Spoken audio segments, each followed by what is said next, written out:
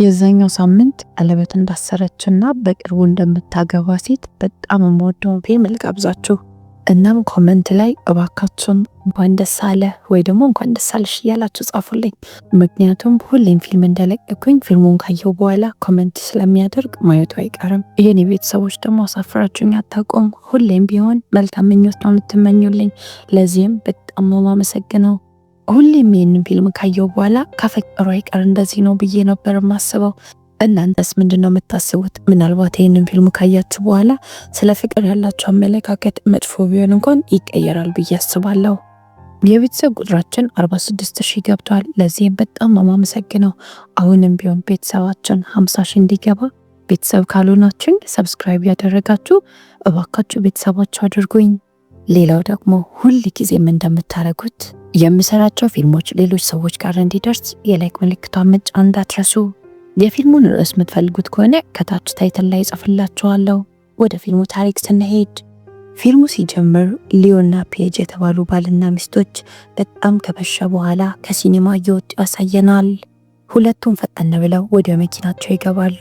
በጣም ነው የሚበርደው። በረዶ እየዘነበ ነው። ከተማው በበረዶ ተውጧል። ሰዎች በጠቅላላ ቤታቸው የገቡ ነው የሚመስለው። አካባቢው ጸጥ ብሏል። ሊዮ መኪናውን ያስነሳና ወደ ቤታቸው ጉዟቸውን ይጀምራሉ። መኪናው ውስጥ ዘፈን ገፍተው እያዳመጡ ነው። ሊዮ በጣም የሚወዱትን ዘፈን ለፔጅ እየዘፈንላት ነው። እሷም ተከትለው ትዘፍናለች። በዚህ መሃል ሊዮ መኪናውን ያቆምና ፔጅን ለመሳም ጠጋ ይላል። በዚህ ሰዓት ነው ከኋላ አንድ መኪና መጥቶ የገጫቸው። መኪናው ፍጥነት ላይ ስለነበረና ከኋላ መጥቶ ስለገጫቸው እነሱም ሄደው ከሌላ ነገር ጋር ይጋጣሉ። አምቡላንስን ፈጥኖ ይመጣና ሁለቱም ወደ ሆስፒታል ተወሰዱ። ከዛም ፊልሙ ከ4 ዓመት በፊት ብሎ ወደ ኋላ ወስዶ እንዴት እንደተዋወቁ ያሳየናል። ሊዮና ፔጅ የተዋወቁት አንድ የመንግስት ቢሮ ውስጥ ጉዳይ ለማስፈጸም ቢሄዱበት ነበር። የመጀመሪያ ከተያዩበት ሰዓት አንስቶ በመካከላቸው የሆነ ስሜት እንዳለ ያስታውቃል። ሊዮም እንዲሁ ዝም ብላ እችን የመሰለች ልጅ እንድታልፈው አልፈለገም። እናም ሄዶ ያናግራታል። እሷም ኮሌጅ ውስጥ የአርት ተማሪ መሆኗን ነገረችው። እሱም አንድ ትንሽዬ ስቱዲዮ አለችኝ፣ እናም አልፎ አልፎ ሙዚቃዎቹን ፕሮዲውስ አረጋለሁ ይላታል። እራት ልጋብዝሽ ብሎ ሲጠይቃትም እሷም ብዙም አላስለፋቸውም፣ እሺ ነበር ያለችው። በተገናኙ ቁጥር ረጅም ሰዓት ስለሚያወሩ እርስ በርስ ለመተዋወቅ ብዙ ጊዜ አልፈጀባቸውም። ፍቅርም ከጀመሩ በኋላ ብዙም አልቆዩም፣ ለመጋባት ይወስናሉ። አሁን ደግሞ ታሪኩ ወደፊት ይወስደናል። ሁለቱም ሆስፒታል ነው ያሉት። የሊዮ ጉዳት ቀለል ያለ ጉዳት ስለነበረ እሱ ቶሎ ነበር የነቃው። ፔጅ አደጋው በደረሰ ሰዓት ቤልት አስራ ስላልነበረ በጣም ተጎድታለች። እናም እስካሁን አልነቃችም፣ ኮማ ውስጥ ነው ያለችው። ሊዮ ለደቂቃም ቢሆን አጠገቧን ጥሎ አልሄደም፣ ሁሌም አጠገቧ ነበር። ከቀናቶች በኋላ በስተመጨረሻም ፔጅ ነቃች። ፔጅ ከነቃች በኋላ መጀመሪያ ያየችው ሰው ሐኪሟን ነበር። ሊዮም ካጠገቧ አራቀም፣ እሱም አጠገቧ ነበር። ሐኪሟም ፔጅ ግራ መጋባቷን ስትመለከት አደገኛ የሆነ የመኪና አደጋ ደርሶብሽ ነበር አለቻት። እናም ያለችበትን ሁኔታ ልታብራራላት ሞከረች። በዚህን ሰዓት ነው ማንም ያልጠበቀውና የሚያስደነግጠው ነገር የተፈጠረው። ሊዮን ተመልክታው የገዛ ባሏን አንተም ሐኪሜ ነህ ብላ ጠየቀችው። እሱም ደንግጦ ቀጥ ብሎ ሄዶ ነበር ቁጭ ያለው። ከዛም በጣም በተረጋጋ ድምፅ እሱም ተረጋግቶ አይደለም እኔ ባልሽ ነኝ ይላታል። እናም ስሙም ሊዮ እንደሚባል ነገራት። ፔጅም ጣቷን ስትመለከት ጣቷ ላይ የጋብቻ ቀለበት ተመለከተች። እሱን ምንም ነው የማታስታውሰው። ለሷ ሊዮ ምንም የማታውቀው ሰው ነው። ሊዮ በጣም ግራ ስለተጋባ ከሐኪሟ ጋር ለብቻ ያወራል። በጣም ተበሳጭቶ እንዴት ነው እንደዚህ ሊፈጠር የቻለው? እንዴት አታስታውሰኝም ይላታል። ሐኪሟም ከእንደዚህ አይነት አደጋዎች በኋላ እንደዚህ አይነት ነገሮች ይፈጠራሉ ብላ አረጋግታ ልታስረዳው ሞከረች።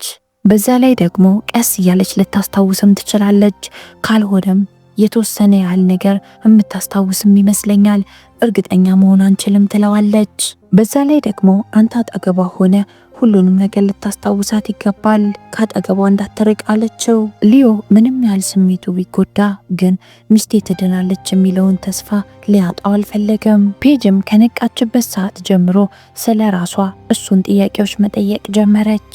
እሱም በአርት ከኮሌጅ ተመርቀሽ ወጥተሽ አሁን የተለያዩ ቅርጻ ቅርጾችንና ስዕሎችን የምትሰሪው ይላታል። ፔጅ በጣም ነበር ግራ የተጋባችው። ምክንያቱም ለመጨረሻ ጊዜ ያረገችው ነገር የምታስታውሰው በአባቷ ግፊት የህግ ትምህርት ቤት እንደተቀላቀለችና የህግ ተማሪ እንደነበረች ነው። የፔጅ ትውስታ እስከዛ ድረስ ነው እንጂ ከዛ በኋላ የተፈጠሩትን ነገሮች ምንም አታስታውስም። ከዛ በፊት ያሉትን ግን ከልጅነቷ ጀምሮ ታስታውሳለች። ሊዮም አዎ የህግ ተማሪ ነበርሽ፣ ግን በኋላ ደግሞ ሀሳብሽን ቀየርሽና አርት ማጥናት ጀመርሽ ይላታል። ፔጅ እንዴት እንደዚህ ያደረግኩ የሚለው ነገር ትንሽ ግራ አጋብቷታል። ፔጅ ያለፉት 4 ዓመታቶች ያረገቻቸውን ነገሮች ሙሉ ለሙሉ አታስታውስም። ከዛ በፊት ያሉት ግን ጥርት ብሎ ይታያታል። የሊዮ ጓደኞች ሆፕን ለመጠየቅ ወደ ሆስፒታል ይመጣሉ። እሱም ቁጭ ብሎ የተፈጠረውን ነገር ያስረዳቸዋል።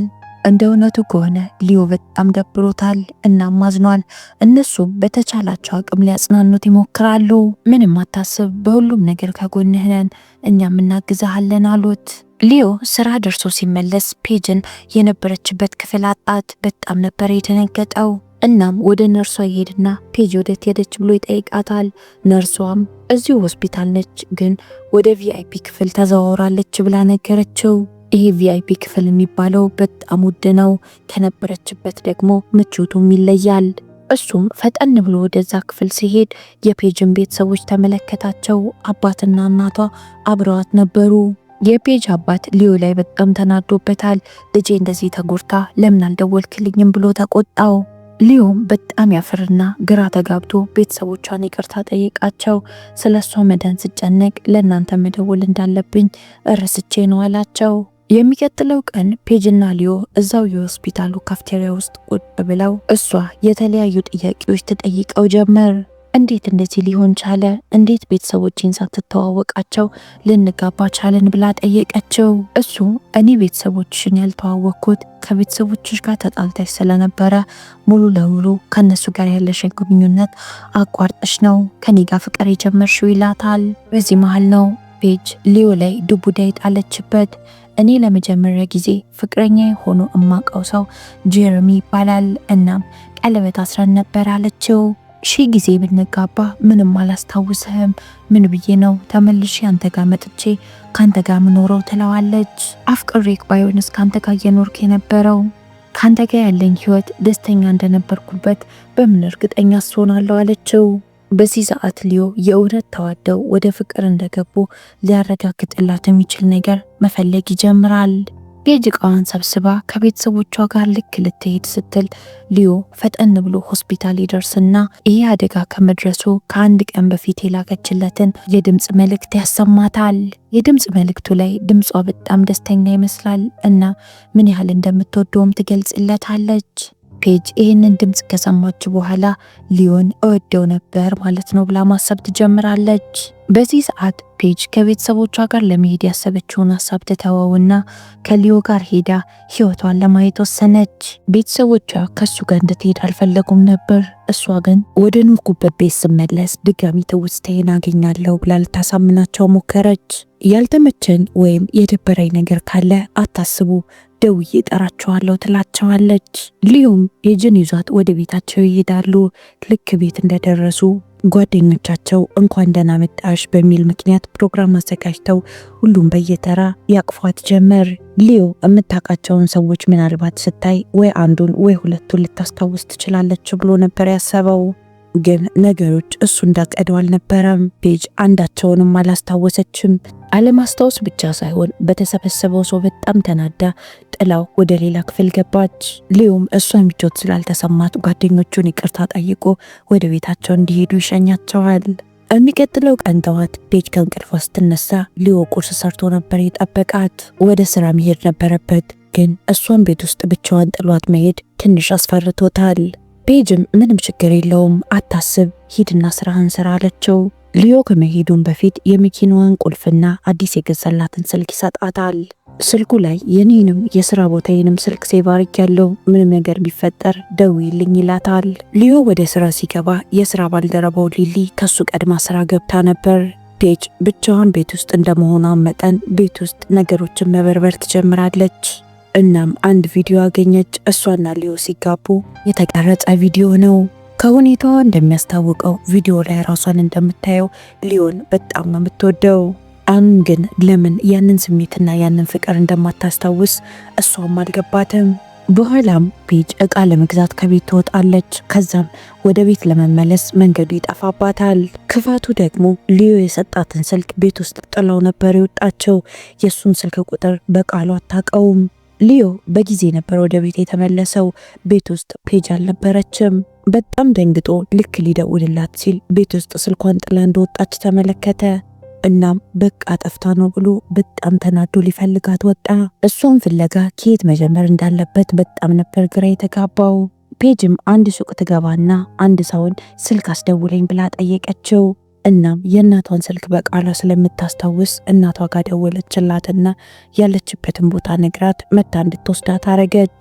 የፔጅ እናትም ፔጅን መታ ከወሰደቻት በኋላ ቀጥታ ይዛት ወደ ቤታቸው ነበር የሄዱት።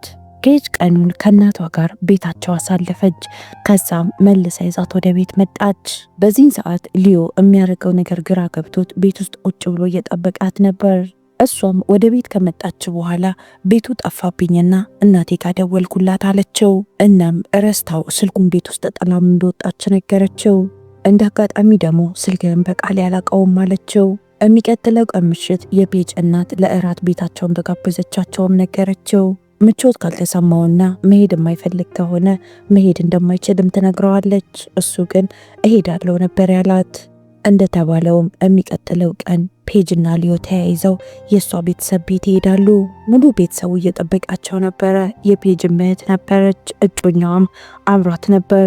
ፔጅ እህቷ ቀለበት እንዳሰረች ስታውቅ በጣም ነበር የተደሰተችው። ሁሉም ተሰብስበው አንድ ላይ እራት መብላት ይጀምራሉ። እራት እየተበላም የፔጅ አባት ሊዮን ስለ ቤተሰቦቹ ይጠይቀዋል። ሊዮም ቤተሰቦቼ በህይወት የሉም፣ ሞተዋል። እናም ከነሱ ውጪ ሌላ ምንም ቤተሰብ የለኝም ይላል።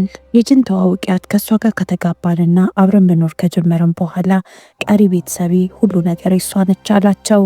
ፔጅም ትመለከተውና ፈገግ ትላለች። አሁንም ቢሆን ምንም የምታስታውሰው ነገር የለም።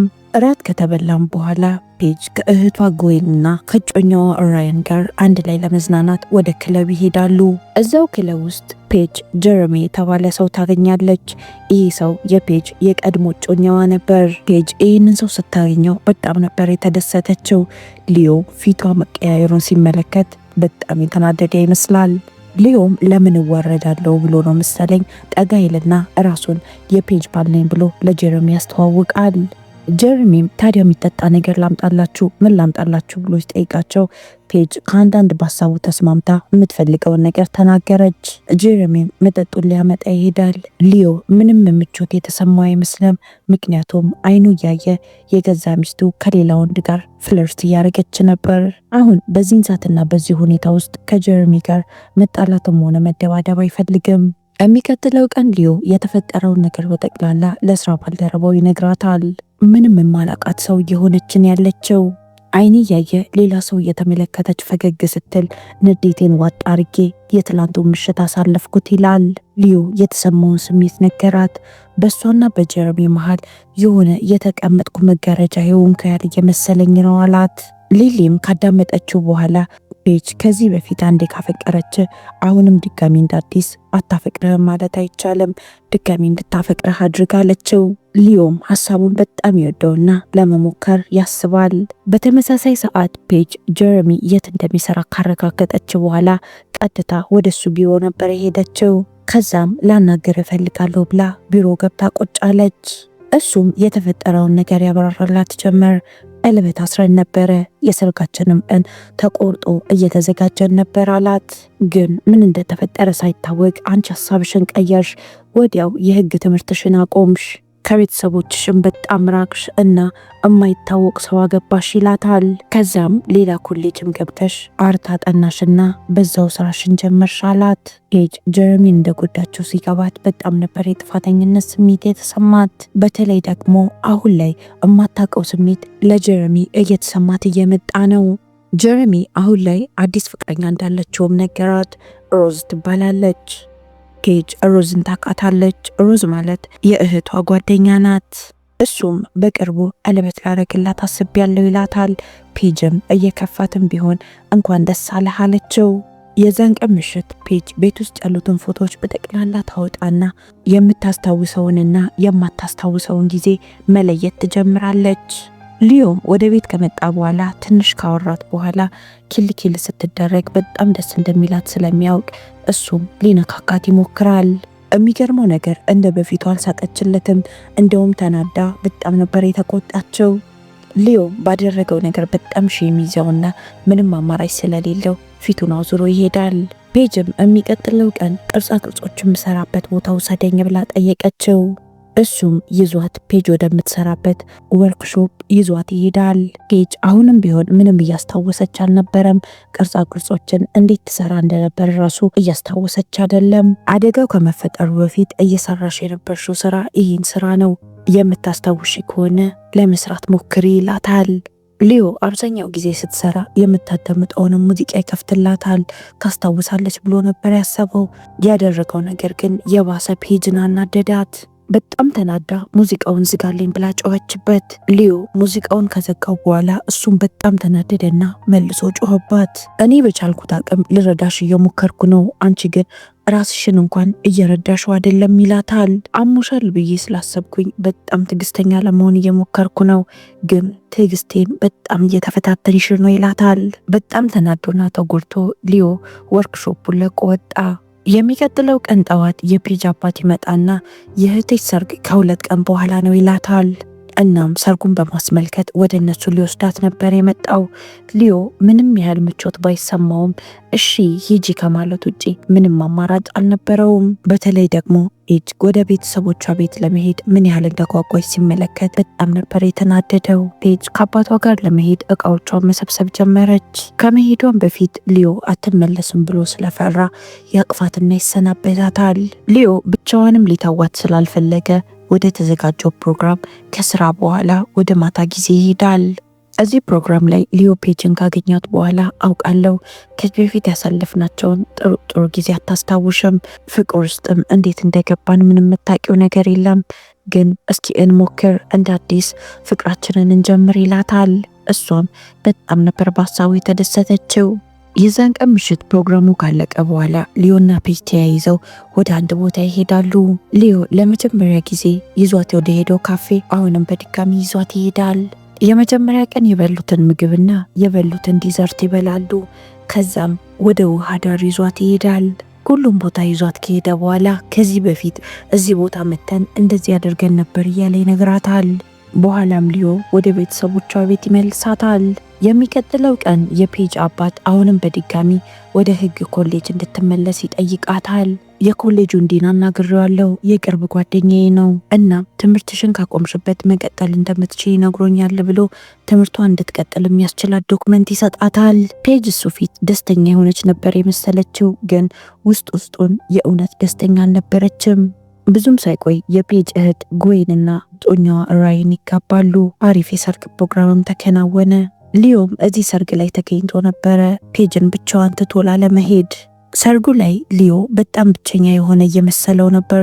ምክንያቱም ፔጅ ለደቂቃ እንኳን መታ አላናገረችውም።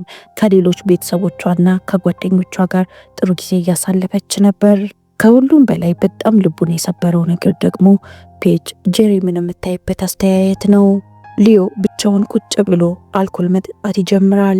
ጄሬሚም በዚህ መሃል ይመጣና ነገር ይፈልገዋል። አይገርምም፣ እኔን ትታ አንተን ልታገባ መጣች፣ በስተመጨረሻም ግን አንተንም ረሳች አለው። የሚገርመው ነገር ሁለቱም አንዳቸው ባንዳቸው በጣም ነበር የሚቀኑት። ሊዮም ምንም ያህል እኔን ብትረሳኝ ድጋሚ ግን ታስታውሰኛለች፣ ምክንያቱም አንዴ እኔን መርጣ መታለች አለው። ጀረሚም መስሎህ ነው ቢሮዬ ድረስ መታ ድጋሚ ከኔ ጋር መሆን እንደምትፈልግ ነግራኛለች ይለዋል። ሊዮም ንዴቱን መቆጣጠር ያቅተውና ብድግ ብሎ በቦክስ ይመታዋል። ጀረሚም በአንድ ቦክስ ነበረ መሬት ላይ የተዘረረው። ፔጅ የተፈጠረውን ነገር ስትመለከት ሮጣ ትመጣና ሊዮ ያደረገውን ነገር ከተመለከተች በኋላ ተናዳ ቤቱን ጥላ ወጣች። ሊዮም ከኋላዋ እየጮኸባት እሱም ተከትሏት ይወጣል። ምንድነው የሚያናድድሽ? እንደውም እኮ መናደድ ከነበረብኝ እኔ ነኝ መናደድ ያለብኝ ይላታል። አንቺን ለማስታወስ የተቻለኝን ነገር ሁሉ እያረኩ ነው። እንደማየው ከሆነ አንቺ ምንም ነገር ማስታወስ አትፈልጊም፣ ካቆምሽበት ነው ህይወትን መቀጠል የፈለግሽው አላት። እሷ መለሰችለት እኔ ላስታውስህ አልቻልኩም፣ ህይወታችንንም ምንም ያህል በሞከር ላስታውሰው አልቻልኩም አለችው። ሊዮ እንባ እየተናነቀው ቢሆንም አንድ ነገር ሳይወድ በግዱ ማመን ነበረበት። የፔጅ ህይወት ውስጥ አሁን ለሱ የቀረ ምንም ቦታ የለም። ወደ ኋላ ተመልሳ አሁን የምትወደው እሱን ሳይሆን ጀረሚን ነው። ሊዮ ከዚህ በላይ ራሱን ማዋረድ አልፈለገም። በዚህ ምክንያት ድምፁን አጥፍቶ የሰርጉን ፕሮግራም ጥሎ ይሄዳል። ተመረጥሽው ሰው ጋር ደስተኛ እንድትሆኝና መልካሙን ሁሉ እመኝልሻለሁ ይላታል። ሊዮ ልቡ ተሰብሮም ቢሆን ተሰናብቷት ጥሏት ይሄዳል። ሊዮ ያንን ረጅም መንገድ በጣም ከፍቶትና በጣም ተናዶ በእግሩ ነበር የሄደው። ከሷ ውጪ ህይወትን እንዴት አድርጎ መኖር እንዳለበት አያውቅም። ቀናቶች አለፉ። ፔጅ ፍቺም ጠየቀችው። የእሷ ጠበቆችም አገኙትና መጥተው ወረቀቱን አስፈረሙት። አሁን ሊዮና ፔጅ የማይተዋወቁ ሰዎች ናቸው። ፔጅ ምንም የምታስታውሰው ነገር ስለሌለ ሁሉንም ነገር ትቶ እንደ አዲስ ህይወቷን መጀመር ለእሷ ቀላል ነበር። ለሊዮ ግን እንደዛ ቀላል የሚባል ነገር አልነበረም። እናም ከሷ ውጪ የትኛውንም ሰው ላለማፍቀር ይወስንና ህይወቱን ይቀጥላል። አንድ ቀን ፔጅ ሱፐርማርኬት ውስጥ ሆና ከልጅነቷ ጀምሮ በጣም የምትወዳት ጓደኛዋን አገኘቻት። ዳያና ትባላለች። ከዚች ጓደኛዋ ጋር ተጣልተዋል። ፔጅ አሁን ለምን እንደተጣሉ ምንም የምታስታውሰው ነገር የለም። ዳያናም ለምን እንደተጣሉ እውነቱን ነገረቻት። የፔጅ ጓደኛ ከአባቷ ጋር የፍቅር ግንኙነት ጀምራ ነበር። ለዛ ነው የተጣሉት። አሁን ምንም አይነት ግንኙነት የለንም፣ ምንም አታስቢ ብላ ዳያና ለፔጅ ታብራራላታለች። ፔጅ በጣም ነበር የተናደደችው። አባቷ እንዴት ይህንን ነገር ሊያደርግ እንደቻለ አልገባትም። በዛ ላይ ደግሞ ከእናቷ ጋር አንድ ላይ ናቸው። ሁሉም በላይ ደግሞ በጣም ያናደዳት እናትየው ነች። ይህንን የፍቅር ግንኙነት መጀመሪያ ያወቀችው። ፔጅ አሁን የተሰማት ስሜት አሁንም በድጋሚ ቤተሰቦቿ ላይ ያላትን እምነት ያጣች ያህል ነው። ወደ ቤትም ልክ እንደተመለሰች ፔጅ መጀመሪያ እናቷን ነበር ያፋጠጠቻት።